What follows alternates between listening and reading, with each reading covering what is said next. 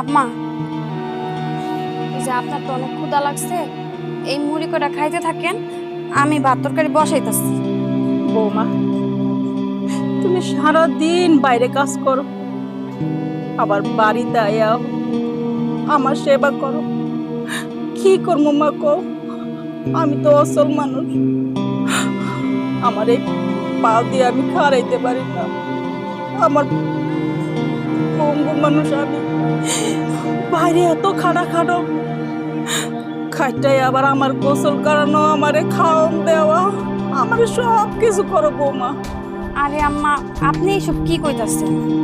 যে এই বাড়ির কাজ কর্ম সব কিছু আমি করবো না, কে করবো? আমি তো এই বাড়ির বউ, আমার তো সব কিছুর দায়িত্ব, তাই না? বৌমা, তোমার মতো এরকম বউ যদি সবার ঘরে ঘরে থাকতো না, কারো সংসারে কোনো অশান্তি থাকতো না, সবার সংসারটা সোনার সংসার হয়ে যেত। আরে একটু আগে আমগো ছোট বউ তোমার লগে কি ব্যবহারটা করলো, আমি সব দেখছি বৌমা, সব দেখছি। শোনো বৌমা, তোমার এখন কথা কই, আমি যদি না খায়া মরেও যাই, তাও আমার লেগা কোনো সময় ছোট বউর কাছ থেকে ভাত কে কোনো কিচ্ছু আনবা না, এক গ্লাস পানিও না। আমি মরার আগে অগগরের এক গ্লাস পানি খাইও মরতে চাই না বৌমা, মরতে চাই না। আম্মা, আপনি এসব কি কইতাছেন? ও তো ছোট মানুষ, ও এখন হয়তো বা বুঝতেছে না, একদিন সব কিছু বুঝবো, দেখেন। তোমার কথা নাইলে মানলাম, ও ছোট মানুষ, কিন্তু আমার ছোট পুতে ও কি, ও কি ছোট মানুষ? ও তো ওর কথা প্রত্যেক কথায় সাই দেয়।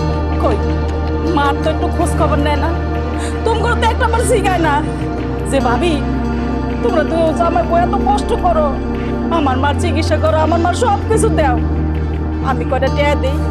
কই তা তো শিখায় না, একবার তাই আমার শিখায় না যে মা তুমি কেমন আছো, ভালো আছো, একবারও তো আমার শিখায় না। আমি তোর কিছু খাইতে চাই না বৌমা, ওর কাছে আমি টেহাও চাই না। আমার বড় পুতে তুমি আমার সব কিছু দাও।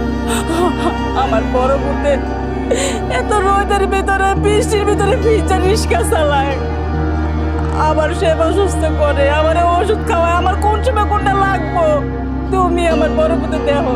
কই আমার ছোট পুতে মার খোঁজ লওয়ার সময় নাই, অথচ বউ কোনটাতে ভালো থাকবো, সুখে থাকবো, এটি তো ঠিকই মাথায় থাকে বৌমা।